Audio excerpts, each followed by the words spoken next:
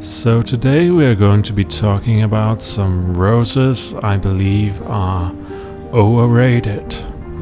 And the first rose I think is a little bit overrated. Well, it is a very popular one. It is a rose called Earth Angel. And it is no mistake that I'm standing next to water right now. You see, Earth Angel rose is a rose that has a hard time handling rain, and the flower heads on it quickly balls up, and it also sadly has this tendency where it tends to save all its flowers from one giant flush. And the issue with that is it takes like 2 to 3 weeks for it to develop those flower heads, and in that time rain can really get in there and destroy the flower heads on Earth Angel. So even though Earth Angel is pretty and it does well in southern places, it is going on my overrated list simply because it is not that reliable if you live anywhere outside of Zone 9B in constant dry weather. So that was Earth Angel, one of my overrated roses. The next one is probably also a bit of a surprise for you guys. It is Jasmina, the climbing rose bred by Kodes. Now, Jasmina is a pretty rose. It has a 6.5 fragrance out of 10. So what is my issue with Jasmina rose? Well, my issue is it only tends to flower 2 or 3 times per season, and it tends to do it in massive flushes. But my real issue is in between those flushes, you're staring at green leaves for sometimes 6 to 8 weeks at a time.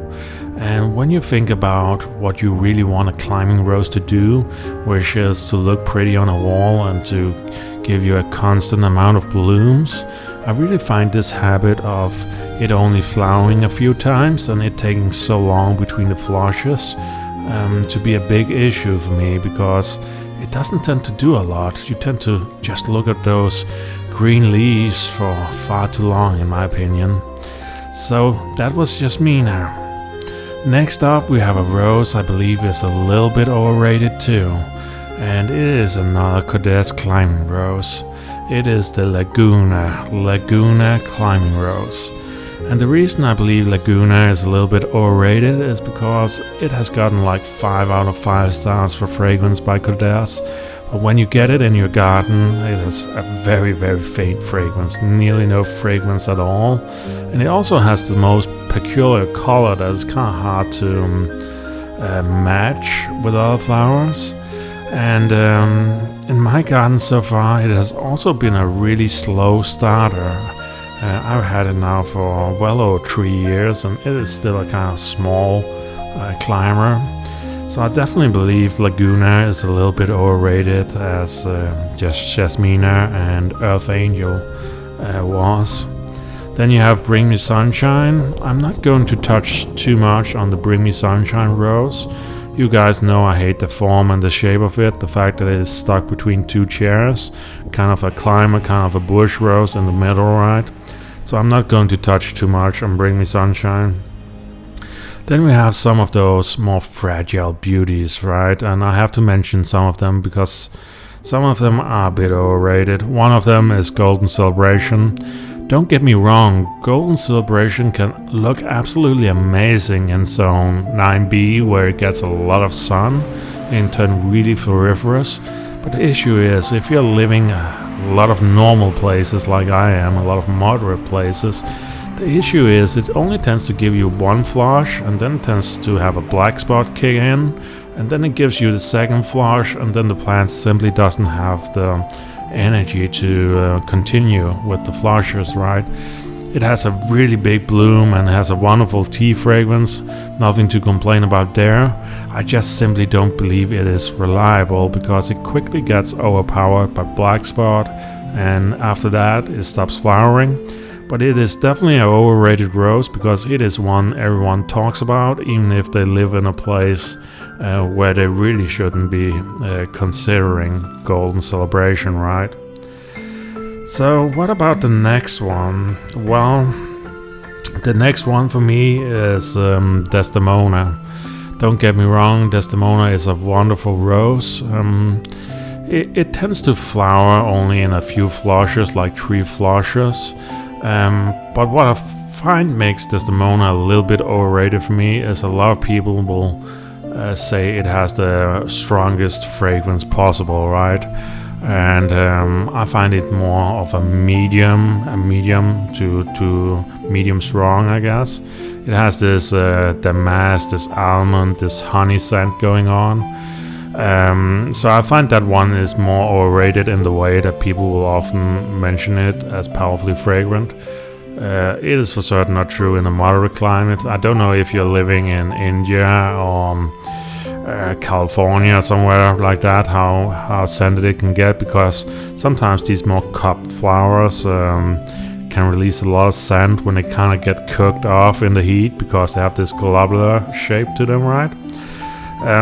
But I would definitely say Desdemona is, in my garden, it is more of a medium performer, right? A medium performer. But let's continue here. The next two, Papa Milan and Yves Pichet. The reason I see these as overrated is they're simply not that reliable in cold, moderate climates. They're simply not. And in the same breath, you can take something like Summer Song, right? Then you have Bliss Perfumer. Bliss Perfumer is actually not that overrated, but it is overrated in the way that you often hear it has a very, very powerful fragrance, right? It has more of a light to medium fruit scent to it. What it does have is a good reblooming ability, and it also has a good interesting color, like something like Princess Céline de Monaco, right? So I still believe that it is a good rose. I just believe it is a bit overrated, but when people say it has an amazing fragrance, don't get me wrong, it has a pleasant fragrance, but it lacks a little bit in intensity, in my opinion. But yeah, let's continue here. The next one for me is Claire Austin. The issue I have with Claire Austin was that it was sold as a climber for shade by Austin Roses. And to be honest with you, mine has never been that reflowering in shade. And I have not been impressed by the reflowering qualities of Claire Austin. If I had to mention one good thing about Claire Austin is it has nearly no thorns. It also has a decent tea myrrh scent, right? But honestly, it flowers nearly less than my Walton Old Hall, and my Walton Old Hall gives me bigger blooms in nearly the same shape. They are a little bit more cream mustard colored, right? But just the fact that it gives me a powerful 9 out of 10 myrrh scent, and it has bigger blooms, and in my garden that it flowers nearly just as much.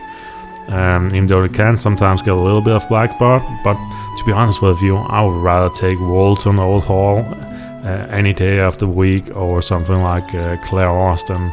And I find Claire Austin is a very popular rose. It is one of the first you always see people get. But in my opinion, if it was me, I would get Walton Old Hall if you can find it. And next up we have Princess Alexandra of Kent. That's kind of the same situation like Golden Celebration. It can quickly, if you're not in zone 9B, if you don't have perfect watering habits, perfect soil and all that, it can quickly succumb to stress because of those large blooms, and it can quickly get black spot, right, and then it stops blooming. So those were some of my overrated roses. I hope they make sense to you guys. And let me know in the comments if any of these are doing well for you. Take care, guys.